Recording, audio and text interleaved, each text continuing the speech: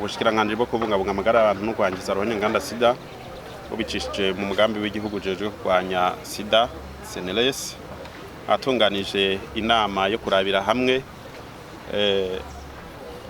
n'abasanzwe bari mu mashira hamwe yigenga adaharanira ivyicaro vya politiki asanzwe afasha cyane mu bijanye no kurwanya umugera wa sida mu Burundi.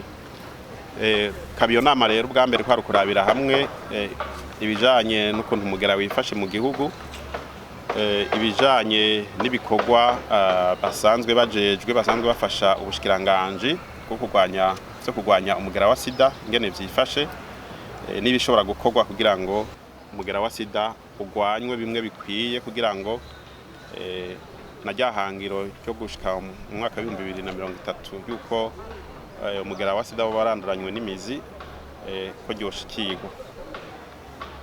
Hari hatumiwe rero abatari bake, harimwo abasanzwe bashigikiye ubushikiranganje mu bijanye no kurwanya umugera wa sida atanga uburyo, harimwo abari mu mashira hamwe atandukanye yigenga, yaba mashira hamwe ajejwe kuvura umugera wa sida, kurwanya cankwe n'amashira hamwe y'abagendana umugera wa sida, n'ubushikiranganje butandukanye hamwe n'ubw'intwaro yo hagati mu gihugu.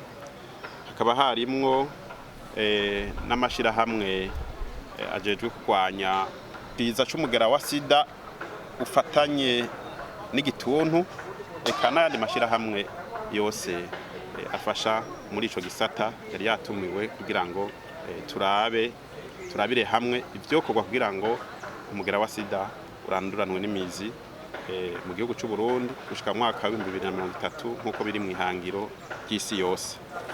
Mu bijanye n'ibiharuro rero, umugambi w'igihugu ujejwe kurwanya umugera wa sida ari wo bikurikiranira hafi watweretse ibiharuro uko vyifashe, tukaba twasanze kuva mu mwaka wa 2010 gushika mu mwaka wa 2021 igihugu carateye intambwe ishimishije, haba mu byo turavye mu bana bavukana umugera wa sida canke turavye mu bantu bashasha bandura uwo mugera wa sida. Twabonye ko kuva mu mwaka wa 2010 gushika mu mwaka wa 2021 ibiharuro bya abana bavukana umugera wa sida vyagiye biragabanuka, kuko vyavuye kuri bice 26 n'uduce 6 kwijana gushika ku bice 7 n'uduce 9 kwijana.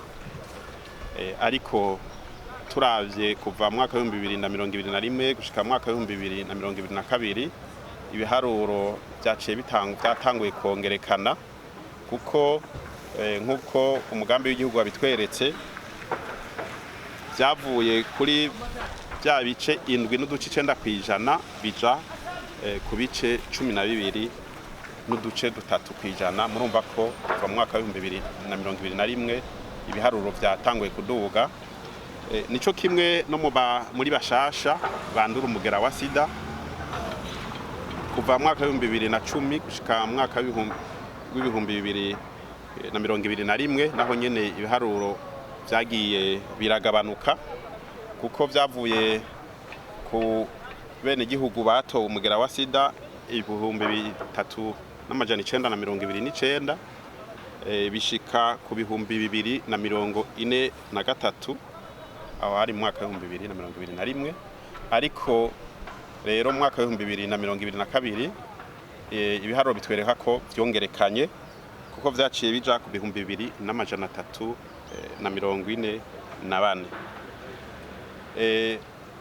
Ico twoshima nuko ibijanye n'abitaba Imana biboneka ko bo batwaye n'umugera wa sida bitaciye biguma bikurikira ibindi biharuro by'ubwandu bushasha, kuko mu 2010 abitavye Imana biboneka ko batwaye n'umugera wa sida bagera ku 5,882, ariko mu mwaka wa 2021 bari 1,299.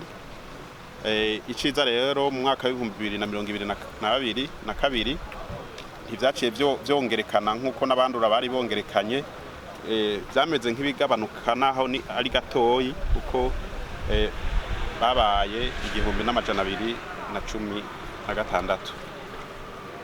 Turavye rero ibishobora kuba bituma uwo mugera wa sida uma wiyongera, bwa mbere ku bana bawuvukana nuko igitigiri cy'abavyeyi bapimisha imbanyi mu mezi 3 ya mbere usanga kigenda kigabanuka.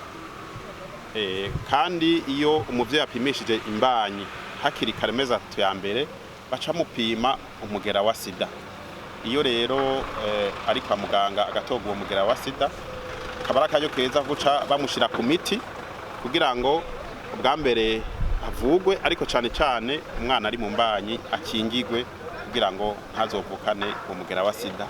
Tukabasaba kandi nuko no kwibaruka bo kwibarukira kwa muganga kugira ngo babafashe gukingira umwana baba ari ko baribaruka, eka no mukonsa bakabandanya bakurikiza impanuro baba bahawe kwa muganga, kuko turazi ko hari ibiringo bitatu umwana ashobora kwanduriramwo umugera wa sida. Ubwa mbere akiri mu mbanyi kwa nyina, ubwa kabiri kujya munsi umuvyeyi ariko aribaruka, ubwa gatatu kiya gihe ariko aronka ahose umuvyeyi atakurikije impanuro zo kwa muganga, umwana ashobora kwandura umugera wa sida.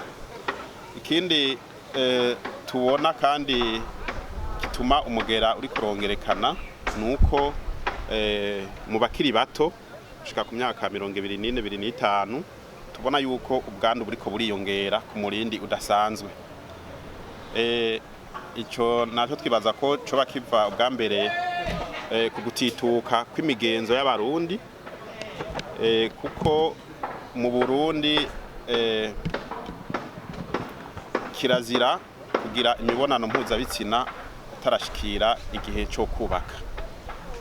Ubu rero tukabona ko hariho abakiri bato batari bake usanga bagiye mw'ivyo bintazi ataragera batarashikira iyo myaka. Aho naho ugaca usanga kandi babigiyemwo atanubwenge bashizemwo, ugasanga ntibikingiye, bigashobora guca bituma bashobora kugenda banduye umugera wa sida, bigashobora gutuma haba zanda z'indaro zitifujwe, eka bigashobora gutuma bandura n'izindi ndwara zifatiye mu bihimba by'irondoka.